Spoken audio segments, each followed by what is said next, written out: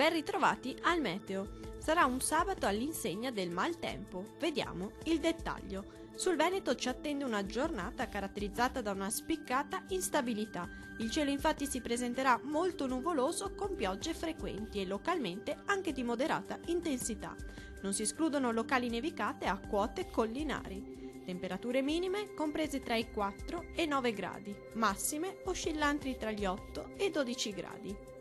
Vediamo ora che tempo farà sul Friuli Venezia Giulia. Poche novità, il maltempo intenso riguarderà anche la nostra regione.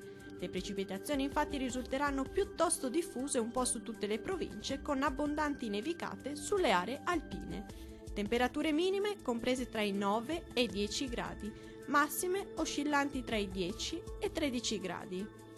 Vediamo infine la situazione meteorologica del Trentino Alto Adige. Lo scenario sarà molto simile, infatti avremo condizioni di tempo molto instabile con piogge e con nevicate, localmente anche abbondanti, meno sui settori alpini di confine. Temperature minime comprese tra gli 0 e i 3 gradi, massime oscillanti tra i 5 gradi. Dal meteo di Antenna 3 è tutto, arrivederci.